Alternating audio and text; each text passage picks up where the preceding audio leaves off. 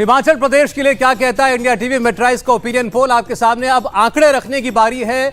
सबसे बड़ा सवाल यही था कि हिमाचल में ट्रेंड बदलते हुए क्या कोई सरकार रिपीट होगी। इस बार बीजेपी की सरकार क्या वापसी करेगी, इस पर 48% हमारे सर्वे के अंदर जिन लोगों ने जवाब दिए उन लोगों का मानना था कि हां बीजेपी वापसी करेगी।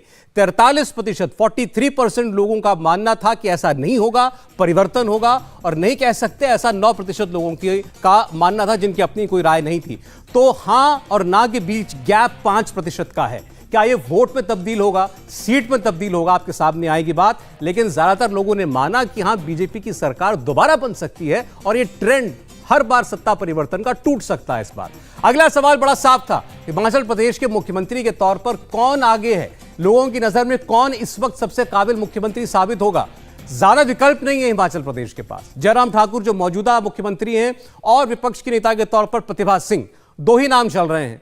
जयराम ठाकुर को बेहतर मुख्यमंत्री का प्रतिनिधि मानने वाले 26% लोग हैं जिनका कहना था कि वो एक बेहतर सीएम साबित होंगे। और प्रतिभा सिंह के लिए 17% लोगों ने अपनी राय जाहिर की, जिनको लगता है कि उनको मौका मिले तो वो एक अच्छी सीएम साबित हो सकती है। तो यहां जयराम ठाकुर जो हैं एक अच्छे मार्जिन से हमारे ओपिनियन पोल में अच्छी लोगों की पहली पसंद बन करके सामने आए हैं। और अब मैं आपके सामने सीधे सीधे वोट प्रतिशत रखने जा रहा हूं जो कि हमारे ओपिनियन पोल पे निकल के सामने आया है। किस पार्टी को कितने वोट, बीजेपी को, कांग्रेस को और आम आदमी पार्टी को, इन तीनों पार्टियों की जिनकी सबसे ज्यादा चर्चा है, किसको कितने वोट। भारतीय जनता पार्टी की बात सबसे पहले करने जा रहे हैं। तो बीजेपी को इंडिया टीवी और मेट्राइज के ओपिनियन पोल के मुताबिक 46% वोट मिल सकते हैं। 46% वोट बीजेपी को इस चुनाव में हासिल हो सकते हैं, यह हमारा सर्वे कहता है। आपके सामने आंकड़े हैं। कांग्रेस पार्टी पीछे है लेकिन बहुत पीछे नहीं है। 42% वोट कांग्रेस पार्टी को भी मिलता हुआ दिखाई दे रहा है। आम आदमी पार्टी यानी अरविंद केजरीवाल के लिए बहुत ही निराशाजनक नतीजे कम से कम इस सर्वे के हैं। केवल 2% वोट उनको हासिल होता हुआ दिखाई दे रहा है। अन्य से भी 8% कम, जिनको 10% वोट मिल सकते हैं। वोट स्विंग की अगर हम बात कर लें कि पिछली बार 2017 से इस बार कितना परिवर्तन हुआ है, तो आप देखेंगे कि भारतीय जनता पार्टी का वोट शेयर जो है वो गिर रहा है, उसमें कमी आती हुई दिखाई दे रही है। और कांग्रेस पार्टी का वोट शेयर बढ़ता हुआ आपको दिखाई देगा। स्विंग का जो ग्राफिक है उसको प्ले कीजिए ताकि लोग ये देख पाएंगे कितना अंतर जो है वो आया है इन 5 वर्षों के अंदर।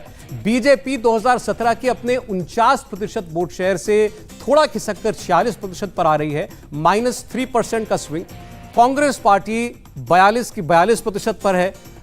2% का नुकसान जो है वो बीजेपी के खाते से आम आदमी पार्टी का गेन दिखाई दे रहा है और अन्य के खाते में भी 1% वोट शेयर जुड़ता हुआ दिखाई दे रहा है। तो बीजेपी का वोट गिर रहा है, कांग्रेस का वोट वहीं का वहीं है। लेकिन आपको बता दें हिमाचल प्रदेश छोटा राज्य है, विधानसभा की जो मतदाता होते हैं उनकी संख्या भी कम होती है, कम मार्जिन से हार जीत का निर्णय हो जाता है। इसीलिए इस वोट प्रतिशत में क्या कोई खेल सीटों में होगा, हम आपको दिखाएंगे। अभी जरा सीटें रोक के रखिएगा। एक बार जरा पहले हमारे दोनों सिफोरोजिस्ट उनसे हम बात कर लें। मनोज जी, बात सही है नहीं है, छोटे राज्य में छोटी गणना भी जो है उलट फेर कर देती है। काफी हद तक कर सकती है। आप 2017 और 2022 दोनों को दिखा रहे हैं आप कि क्या सिचुएशन बदल रहा है।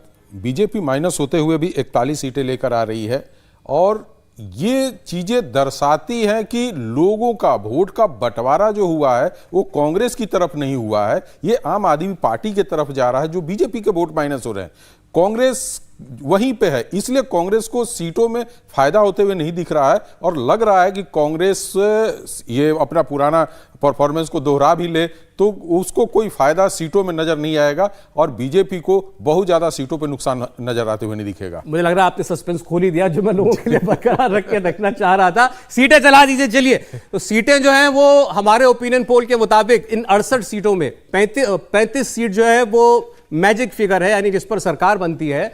और बीजेपी को, जैसा मनोज जी ने भी आपको बताया, 41 सीटें हमारे ओपिनियन पोल के मुताबिक मिल सकती हैं। 25 सीटें कांग्रेस पार्टी को हासिल हो सकती हैं। आम आदमी पार्टी को कोई सीट मिलती हुई दिखाई नहीं दे रही और अन्य के खाते में, यानी जो निर्दलीय होंगे या कोई छोटी पार्टी होगी, उसको 2 सीटें मिल सकती हैं। तो 41 और 25 ये काफी बड़ा गैप है। बीजेपी की टैली यहां भी पिछली बार से कम हो रही है, लेकिन मेजॉरिटी मार्क से काफी ऊपर बीजेपी है। कंफर्टेबल मेजॉरिटी इसको आप कह सकते हैं कि बीजेपी को हासिल हो सकती है। हां, मार्जिन ऑफ एरर के हिसाब से अगर यहां बीजेपी और 2-4 सीटें कम हो जाएगी तो गड़बड़ा सकती है बात, लेकिन फिलहाल ये जो एब्सोल्यूट फिगर अगर इस ओपिनियन पोल का आप देखें तो बीजेपी को इस चुनाव में जीत हासिल होती हुई दिखाई दे रही है। एक बार अगर हम तुलना कर लें इसकी 2017 से कि आखिर कितना फायदा या कितना नुकसान बीजेपी को और कांग्रेस को हो रहा है, तो आपको और बेहतर अंदाजा मिलेगा। बीजेपी की सीट कितनी कम हुई है और कांग्रेस की सीट बढ़ रही है या नहीं बढ़ रही है। तो ये देखिए, बीजेपी 44 से घटकर 41 पर आ रही है और कांग्रेस पार्टी 21 से बढ़कर 25 पर 4 सीटें ज्यादा जुड़ रही है, ले रही है। आम आदमी पार्टी ना पहले थी ना इस बार कुछ दिखाई दे रही है, अन्य की सीट 1 से कम होती हुई दिखाई दे रही है। तो इंडिया टीवी मेट्राइज के सर्वे का ये बड़ा आंकलन है कि हिमाचल प्रदेश में ट्रेंड को तोड़ते हुए एक बार फिर बीजेपी सरकार बना सकती है, सरकार रिपीट हो सकती है, जैसा दावा गौरव भाटिया कर रहे थे। इंडिया टीवी हर वक्त हर जगह डाउनलोड करने के लिए सर्च करें India TV news Google play store या ऐप स्टोर पर।